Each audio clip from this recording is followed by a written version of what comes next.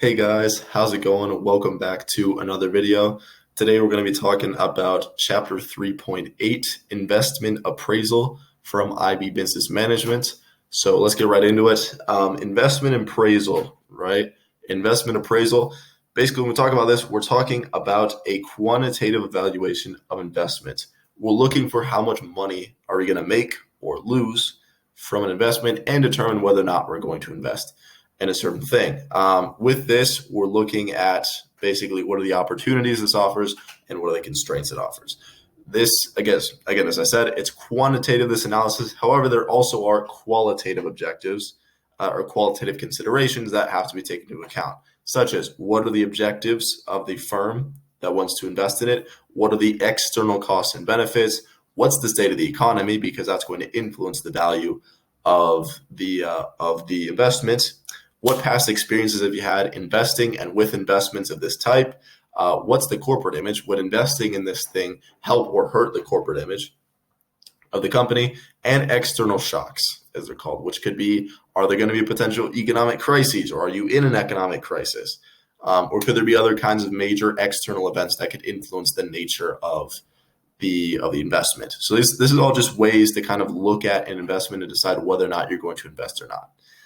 Then we have to take into consideration cash flows. This is something we talked about pretty deeply in the previous chapter and applies here. Cash flows in this case are the expected lifetime profits that you're going to get from an investment. Because as you guys remember, cash flow is just what's the money that comes in and what's the money that goes out. In this investment, well, are we going to get more money in? What money's going out? Because obviously to invest, you have to put money down. So how are things going to be going back and forth, and will we be making our money back? One thing to take into account here is what's known as cumulative cash flow. All right, cumulative cash flow.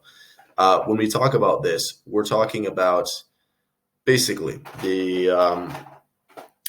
cash flow that you have. All right, currently. So this is during any given period of time. What's the amount of cash you're entering this period with, and then how does that change during the period? All right, cumulative cash flow is, let's say you enter and you have $1 million. And then during that year, you make $500,000. Well, then now your cumulative cash flow is going to be 1,500,000. Because basically you've added that new money to your cash flow. That cash flow has come in. So that's a cumulative cash flow. That's something important to understand. Is basically that's just over time, how has your cash flow changed? How are things increasing or decreasing? Because also it can decrease. All right, and then when we talk about investment appraisals, there are two major methods of investment appraisals, or ways that you can evaluate investment quantitatively. The first is known as payback period. This is, to calculate this, what you do is you take the income required to pay back an investment and divide it by the contribution per month or per year. Because what you're doing is you're just looking at how long is this investment going to take to get paid back. If I put down $1 million, how long is it going to take for me to get my $1 million back? And you're taking averages of, well, let's say they're paying me back $10,000 a month. Well, then how many months am I going to need to be involved in this investment for me to get my money back? And again, you can do this by year, by month, different time periods. I think it's typically a year, but it does depend. So that's the first one, is just looking at how long am I going to take to get paid back. The other is the average rate of return, or ARR. All right, this is the average percentage of return on an investment, and this can be calculated using the formula. So average annual profit divided by your initial outlay. So this is how much money you're putting into it, multiplied by 100. So let's say I put $1 million into it, and each year I'm going to get back 100,000. All right. So that means, we divide 100,000 by a million. What does that give you? That gives you 0.1. All right, multiply it by 100, you get 10. All right, so 10%. In this case, 10%. Each year, I'm getting 10% of my initial investment back. And so then that says, all right, well, how many years am I going to need to get this paid back? But then also, if I continue with this investment, how much money am I going to be making? Now, do remember, these are both quite linear equations. They're quite simple for the case of business management. Because often the return is not going to be the same year by year. But in most cases, especially in exams, you're going to get just uniform things.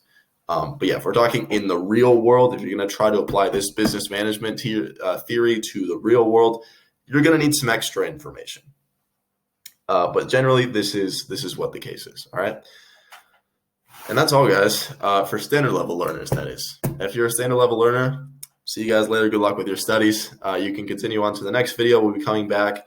And if I remember correctly, 3.9 is actually also high level. So you guys have finished Unit 3 from Business Management. Congratulations. You are 3/5 of the way there. And we'll be getting started with Unit 4 soon. For those of you who are in high level, it's still time to work because we have one point left of this chapter and chapter 3.9. All right, so what is this final point? It is net present value, okay? Net present value. And what this is it's looking at basically all the future expected net cash flows. What the heck does that mean? All right, so we're talking about a certain project, right? And kind of the principle that underlies this whole thing is the idea that $1 now is better than $1 in 3 years. And why is that? Take a second to think. Why is $1 now better than $1 in 3 years? Well, the first reason that you could think of is inflation, and that a dollar is going to have less value, and that's actually part of it. But the more important part is, what could you do with that dollar now that you can't do in 3 years? Well, you can invest it. You can invest that dollar in different projects, and so in 3 years, that dollar could really be worth $100 if you invest it properly and you make good money out of it. It's the same way that $1 5 years ago is worth more than $1 right now, because had 5 years ago I started to invest in something, I could have a lot of money right now from that investment. That goes for a variety of things. I mean, it's not just limited to money. For any type of skill, if you want to learn something, it would have been better if I started to learn how to sing 5 years ago than if I start to learn how to sing right now. Because in that case, right now, I would have 5 years of singing experience and be quite a good singer. Instead of now, I'm still a bad singer, and it's going to take me 5 years to be a good singer. I also give that example because, y'all, I cannot sing.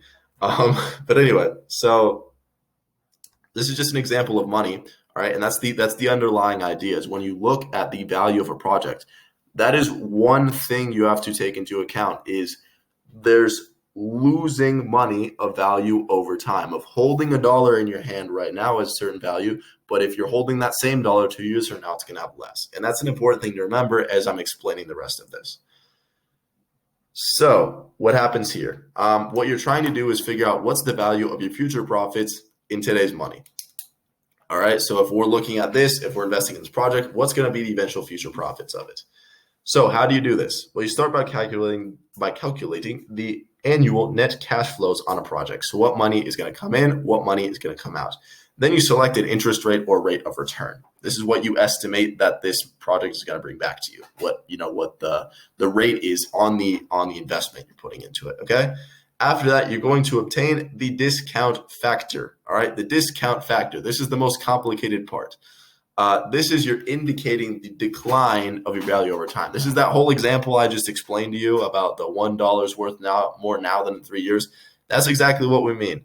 That basically, so you're going to receive a certain percentage of return on your investment, but you're losing potential investment.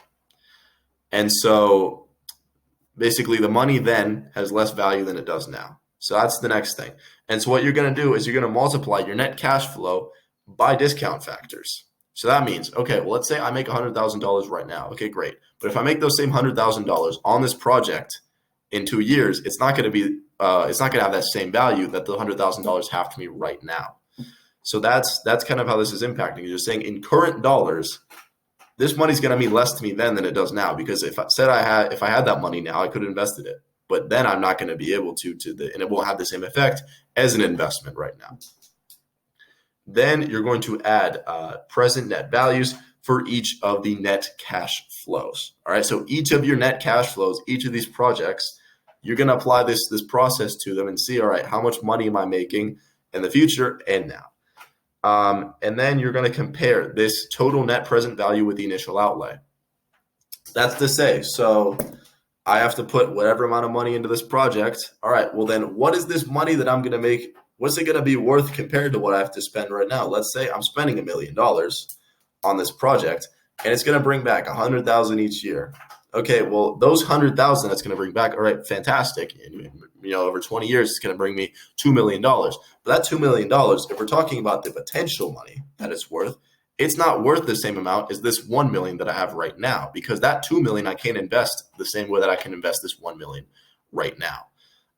So that's kind of what the purpose of this is that we're taking into account that future money is worth less than current money, and we're trying to kind of make an evaluation of we're losing value in this money as we get further into the future. So we can't act like, all right, well, if I make my investment back over 10 years, it's the same thing. Well, it's not the same thing, because maybe I could spend this $1 million on this project, or I could spend it in a different project, and the investments could have different impacts.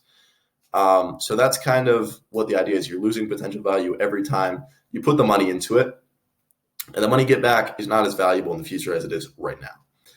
So that's the principle of net present value. Again, this is a bit of a brain teaser, and I do recommend you guys do a bit of research to kind of complete your knowledge of this. But this is just another way of investment appraisal, looking at something and saying, okay, well, in the future, this money is not going to be worth the same amount. It's not worth the same to me as my current money. So then how can we factor that in? And is it going to compensate the value of what I'm putting into it? Because again, initial outlay is just your initial investment. Is it going to compensate this money I'm putting into it? And again, this is all like mathematical calculations, because the discount factor, the interest rate, everything, these are all real numbers. You're going to be able to take this money and say within a certain amount of time, am I actually going to get my investment back, and not just get it back in terms of the physical numbers, but in terms of the opportunity cost of the fact that future money is worth less. So this is, I think, a really cool tool. It's a bit complicated, but it's a really cool tool to understand just how much the future, the cost of the money is, how much is worth now and how it's worth less in the future. And with that, everyone, we have finished the summary. Finished. We have finished the summary. That brings us to the end of this chapter. We just have one left, and then we're starting with unit number 4. We're getting there, guys. We're getting close to the exams. We have about a week and a half left, and I'm going to get through the next 2 units as quickly as possible. So wishing you guys all the best. Have a fantastic rest of your day, and good luck in your studies. Peace.